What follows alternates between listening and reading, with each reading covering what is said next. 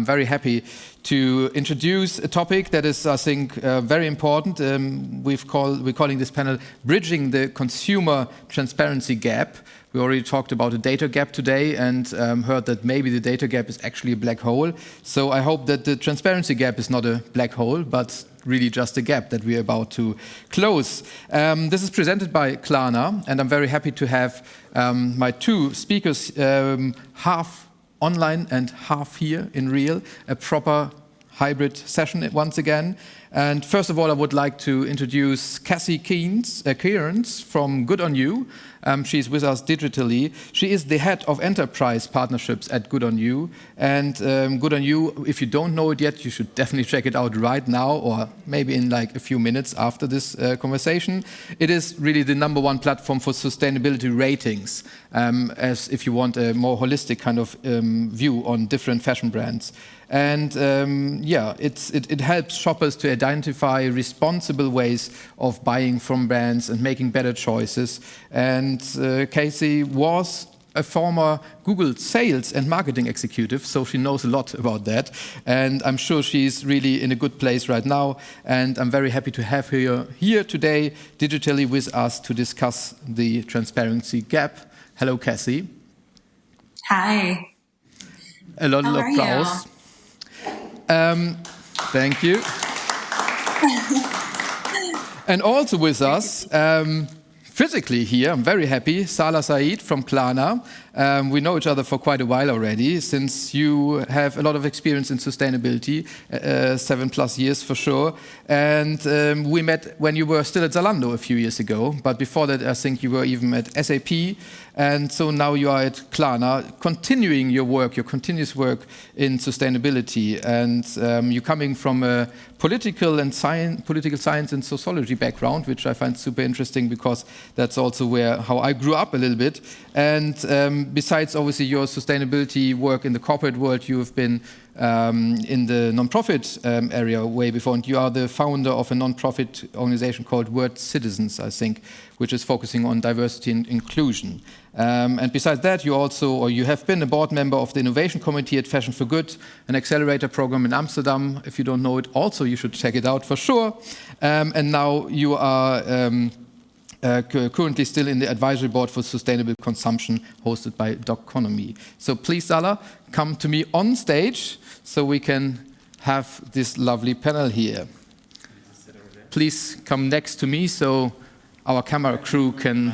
Yes, that is the new reality here, the new normal. We are with a masked audience, but an unmasked speaker and moderator.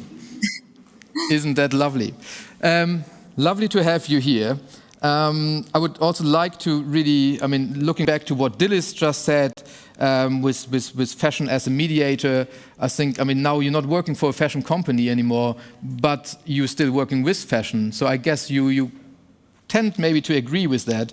And maybe I thought also another quote from Dilys right now was quite along your style of working, fashion as sustainability in action. So maybe you can kind of in this context explain a little bit what brings Klarna, a financial company, to the summit in some way, but also to use fashion as a communication tool, I guess, or yeah, what is your idea with it? Yes, please. Perfect. Hi, everyone. Really great to be here and great to be talking to you again about sustainable fashion. Surprise, surprise. So basically what we do at Klarna is we focus sustainability not just about our own operations, where it's obviously all about mitigating our carbon footprint, making sure we have decarbonization strategies in place, and really making a stance in the financial industry by going beyond what we have to do, but actually investing more in climate positive projects. And that's, I think, what a lot of companies should be doing, thinking about how to start sustainability in your own operations. But then when you look at organizations as they scale and grow, there's a massive opportunity in influencing consumers and partners. So Klarna to date is a platform that reaches 147 million consumers globally, which is massive, and we work with around 400,000 retail partners all across the globe. So why not using that power to influence sustainability throughout our value chain, but also to help consumers make more sustainable choices? So when we talk about sustainability at Klarna, it's mainly 3 pillars that we're focusing on. One is our own carbon footprint. We invest in climate positive projects. We invest 1% from all of our investment rounds into planet health initiatives for an initiative that we called Give One. And it's interesting because we do not just focus on climate change, but also into the intersection of biodiversity and human empowerment, which we also heard earlier at the summit, as I know. And then the other part is all about conscious shopping. So how can we help consumers understand the impacts of the products they shop? Part of that is to enable consumers with more information around sustainable shopping beyond just the fashion category, across all categories, and that's really hard. I'm going to tell you more about it. And the other part of it is how can we help consumers to participate in circular economy? Because we constantly hear about circularity, but it's just so hard for a consumer to be part of it. So we're thinking about ways of how to help consumers navigate between circular services and how to include that into our own product portfolio. And lastly, obviously, we're a financial service provider, so we're also looking into providing solutions towards sustainable banking and helping consumers to be in control of their finances. So super briefly on how I get to work with amazing people like Good On You and Kathy is, as part of our sustainable shopping goal, we were wondering how to help consumers to vote with their wallet.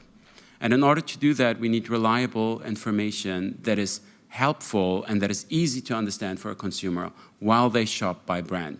So we were looking out and trying to find solution providers that use publicly disclosed information, but really also strong efforts in assessing what fashion brands do in order to transfer this information to consumers. So obviously we started to work with Good On You, which is a fantastic solution in that space. And with Good On You, we started the very first MVP where we looked into the brands that we already have on our platform and checked their Good On You ratings and tried to understand how can we capture this information for consumers. And we started super simple by just offering collections in our app to consumers where they can find these products, but also learn more about Good On You and the rating. And why we specifically also thought Good On You would be a really match made in heaven for Klarna is that they already have a very consumer-focused product. They have a community of consumers who understand this product, with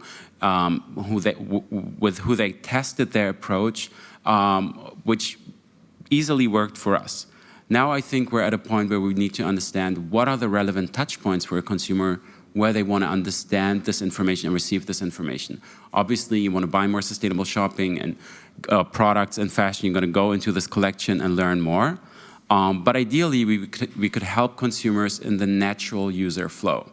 So let's say you're searching for a product and you use the Klarna app to get inspired or search for a certain product or brand.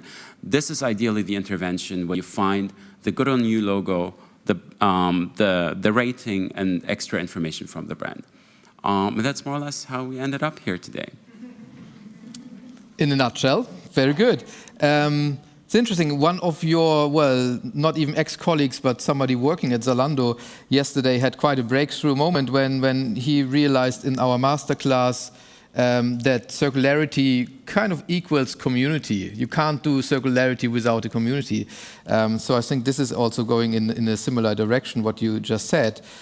So these communities obviously need to be nourished and need to be brought together and need to be able to communicate with each other to become a community. So yeah, I think this is such an interesting partnership between you two. From my first kind of impression as a consumer myself, like Klarna and Good On You are totally on different spectrums of like what is my perception of a fashion market, for example. But when I read about it, I was like super impressed and thought like, yeah, what a great choice, because I mean, Good On You, Casey, you will be able to explain it a bit more, but is one of these really pioneering brands to bring transparency into what is a better choice and what not. Obviously, it's a work in progress, but yeah, this is a really, really amazing partner, I think, for these kind of things. So, Casey, maybe you can explain, like from your point of view, what is this strategic partnership really for you? Because as Salah already said, you already have your community also, but now you can tap into a new community, which is potentially quite big, obviously. So yeah, how did this work for you, and what are your goals and expectations in this partnership? Yeah, for sure. So Salah touched on a lot of great points. And I'd say, just to back up a little bit and tell you more about my role and how this fits in, is I'm the head of enterprise partnerships for Good On You. And so I'm focused mainly on B2B. But as a platform and as a company, we really exist to inform consumer choices and use their power to change the industry. So it's really all about helping shoppers know the impacts of brands, and that's across people, planet, animals, across a number of data points, 500 data points, and connect them to better alternatives. So specifically, my role in the B2B space is working with retailers, e-commerce platforms, tech companies to really help their users know the impact of brands and buy better. And so we've taken a rather complex space where there's so many different standards and indices and things to look at in terms of sustainability. We aggregate all of those into a very friendly, consumer-friendly 5-point score. So with our tools and with our the ability to make that simple and scalable, it's a really nice partnership, especially for a company like Klarna, which, you know, I have to say this is a very natural and organic partnership because Klarna has a focus on sustainability. As you can see by all of Salah's knowledge, it really, you know, comes from the top down too. So they have a great team. They had a very clear vision, and we had the right tools that provided transparency because transparency is at our core. We only use publicly available data in our ratings, so that really holds the brands accountable, and it gives that extra layer of transparency for the consumer. So the partnership really builds upon what was already, you know, the commitments that are already made by Klarna to really continue driving positive change through these insights and through awareness. And so what we see is this is just the very beginning where, you know, we've curated some sustainable collections and helping to provide more transparency. But as Salah said, we're now going to look at what is it exactly, you know, that consumers are doing? What are the impacts? And where are things really working well, where we can do better, and where we can expand, and sharing back those impacts so that others can do better and others can follow suit in terms of being an industry leader in this space. So yeah, I think it was just, like he said, a match made in heaven where we had the right tools, the credibility, the system that was consumer facing, and Klarna already had, you know, a very clear vision with a lot of resources pointed towards sustainability, which is amazing. Yeah. Maybe just adding to that, I think what is really important is it's so hard to provide information to consumers with regards to sustainability. I was just going to ask. It's so hard. There's so much information out there, and there's, you know, unstructured, publicly available information out there. There's such a gap in data when it comes to the supply chain of the majority of brands. Specifically in fashion, we see that the majority of brands really struggle to find solutions to capture data of their supply chain. So when we do that, we also have to be very careful. Plus, there's an increase of regulation when it comes to green claims and the risk of misleading a consumer with information that might not be right about a specific product, which is why on the brand level, we feel much more confident to look at a brand holistically with Good On You, and hopefully maybe in other verticals with other institutions in that space. But that's really important. So what we do on the product level, for instance, is we provide consumers with a CO2 emissions footprint of their purchase. And there we use average carbon information, and we are in a partnership with Economy that provides a lot of great insights. But also here, it's so important to rely on great data that consumers understand. So there is a really, really hard gap when it comes to data availability. Plus, it's really, really hard to explain to consumers in a very easy way what it actually is. But with that, we want to find a solution where we can help consumers navigate through that information and to drop down and trickle down into more information when it's needed. And I think this is not something that we want to do alone or just alone with Good On You. It's also something that we're looking forward to do with our partners. We want to use the Good On You information and go back to our partners and let them know, these are the ratings, these are the numbers, these are some super easy actionable things you can do in order to improve, in order to showcase consumers what you're actually doing. But at the end of the day, it's also not enough to just show a score, right? So we need to be able to tell much more stories about the great efforts a lot of brands do in their supply chain. And we hope that we'll find more and more interventions within the user journey that become relevant. And in order to do that, we're crazy customer-centric within Klarna, similar to Good On You. So we really go out, iterate, and try to test as much as possible around what is it that consumers want. Yeah, very well pointed out there, because that's, I mean, it's always this thing. We have this endless complexity on the one hand when we talk about sustainability and value chains, etc., and how to evaluate something. We heard today so much criticism on the current systems. There's not enough data, there's not the wrong methods, etc., etc. Actually, one can't really compare the things yet. Still, obviously, we need to get into it, and there is approaches that work fairly well. But to translate all of this as good as you do it, and then communicate it to the consumer also, who has an attention span of like not even a second anymore, is obviously a challenge. So I can see. It's true, and I think what is also true is that you can't be really judgmental with regards to consumers. You really have to be open and respect the individual circumstances of consumers.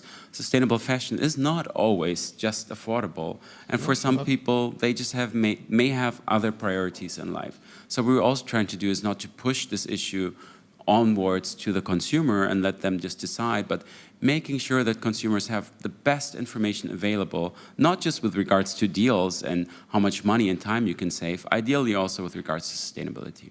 Yeah, but I think, I mean, this is a really great service that then you are offering, at least. Obviously, the interesting question will be how it will be used.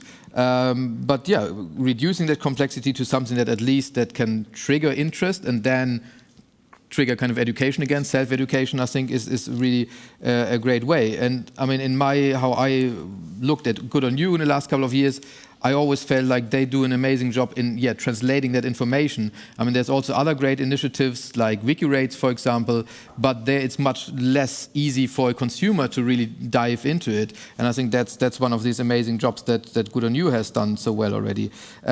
Maybe do you have already some feedback from retail partners, or how is it working? Is it being accepted? Is the service being used? Yeah, absolutely. So we see a lot of engagement from consumers with the collections and with the Good On You rating, which is really great because it's just a very simple touch point that we have created to date. So we're looking much more forward to integrating that information, as I said previously, much more into the user experience. So when you shop with Klarna, when do you want this information to be displayed and where is it most impactful? And ideally not just after your purchase, but ideally while you're making the purchase decision so it can actually impact you. And on the other hand, when it comes to feedback from retail partners, we've been really, really lucky to receive super positive feedback from our retail partners. I think it's different if we would have talked about product specifically or product level sustainability as when we talk about the efforts of those partners. So across the board, I think everybody was really excited about us doing that. But I don't think that it really impacts so much the big brands that are already doing a lot of stuff when it comes to sustainability. So when we talk about 400,000 retail partners, I think the main value we can also add beyond just giving them insights of what we learned from the rating and the findings of Good On You is to go to smaller and medium-sized brands that do not have the capability or the resources to actually look into their supply chain practices, into their sustainability efforts, and are just starting to generate revenue. So we hope that by providing more information based on publicly disclosed data with Good On You and maybe other partners in other verticals, we will be able to create a value add for our partners where they see that this is super cool. And one little example I want to share is when we launched our CO2 emissions tracker, it has been something that has been of high value for so many of our partners because for many of them, it's the first time to actually see a carbon footprint related to any product that they offer. So we believe it's all about helping consumers navigate with more information, but at the same time also enabling our partners with services and solutions such as Good On You. Yeah, that makes total sense to me. Casey, like how, I mean, you mentioned something before that maybe like went a little bit under the table here, but you said that I think you're using like 500 data points per brand. So to me, first of all, that sounds a lot. We now just talked, okay, that's all publicly available data that you're gathering somehow, and through that you're creating like, well, an image and profile for each brand. So can you let us a little bit more about that? So like, how do you create this, and how do you create something that then is an authentic, at least temporary profile of a brand? Yeah, so as I mentioned, our approach is to aggregate all the leading standards, certifications, and also company indicators into this 5-point score. But in doing that, we have one of the most comprehensive and robust methodologies behind that. So we consider the 500 data points per brand against 100 or more indicators, and that's across 3 different areas, which are environment, labor, and animals.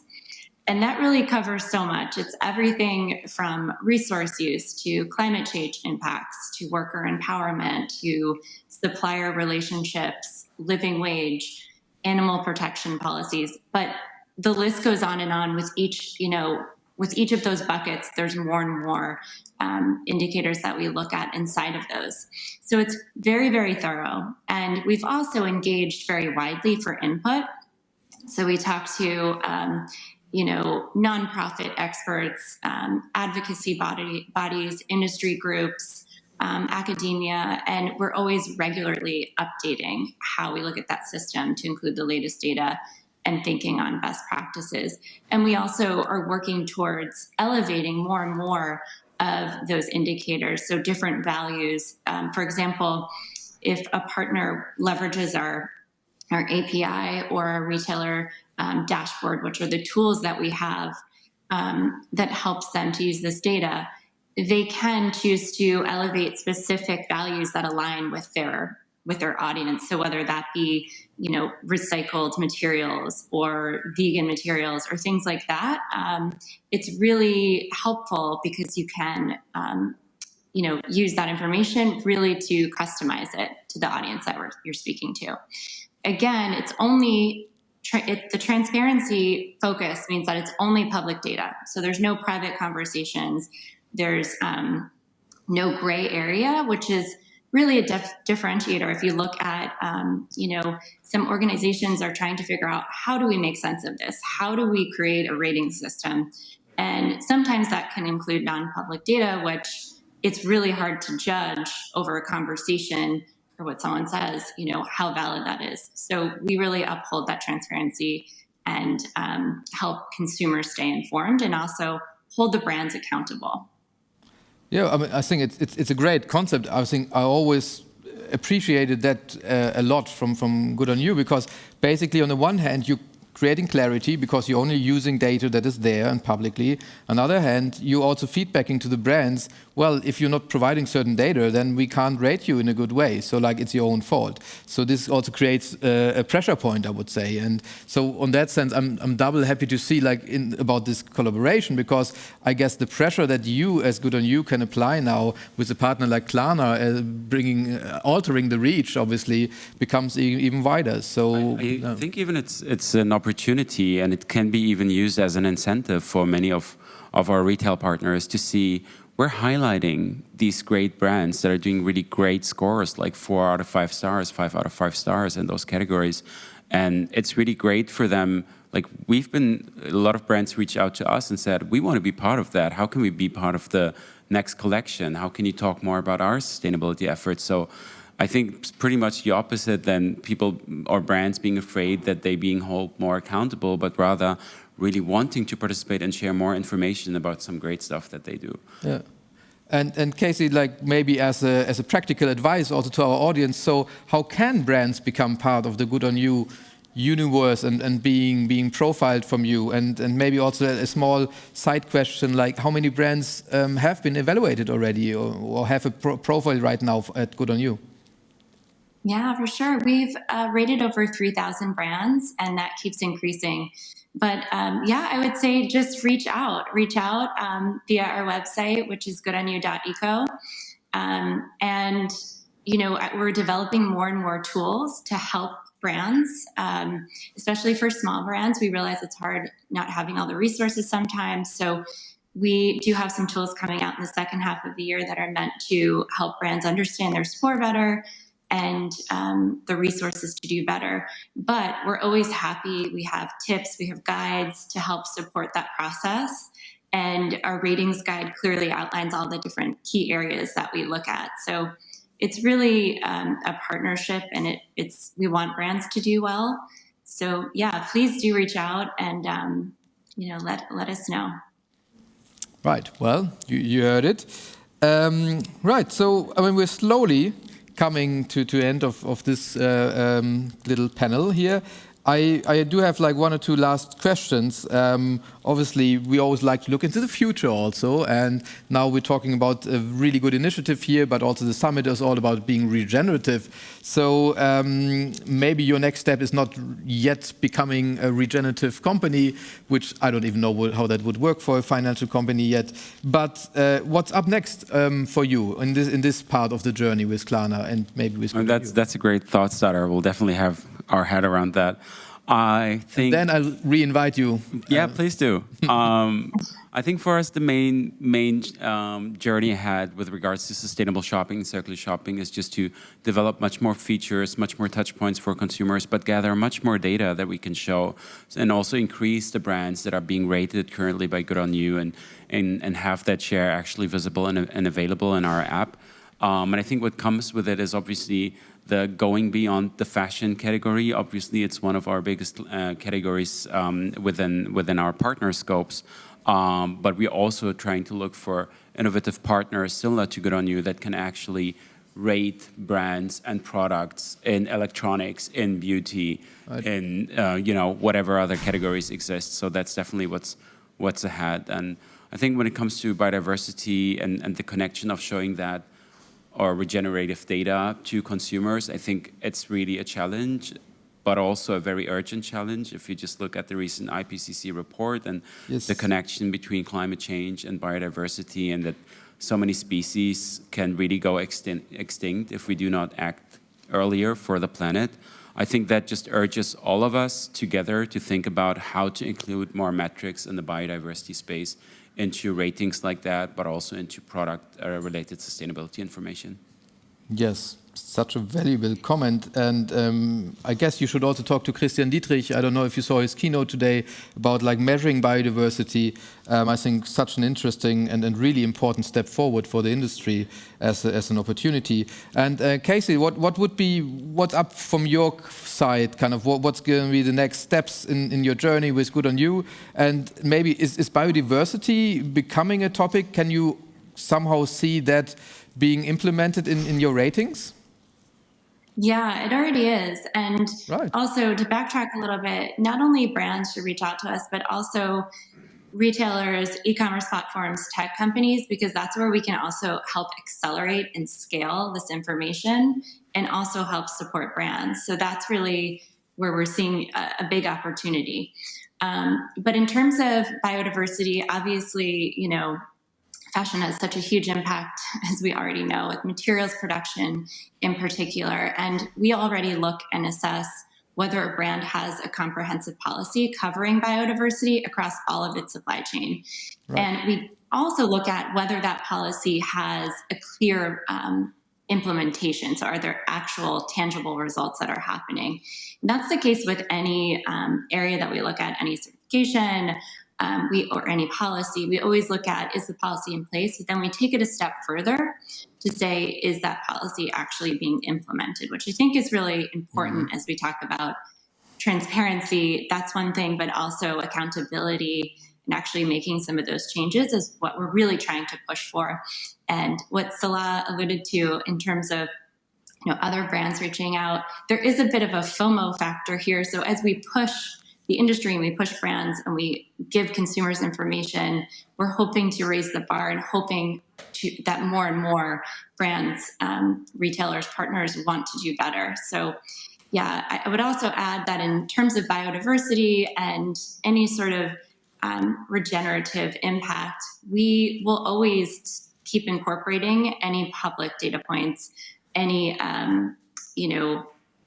policies that come up that we can incorporate on those fronts would be incorporated as soon as they exist. So anything that we're not covering that's new, there always will be surfaced into our methodology. Perfect. I think that's very good finishing words also for this panel. And maybe then you should also watch our last panel that is coming up at 6 p.m. today, which is all about politics and regulations. But then, for now, thank you so much, dear Salah. Thank you so much, Casey. Yes, well-deserved applause.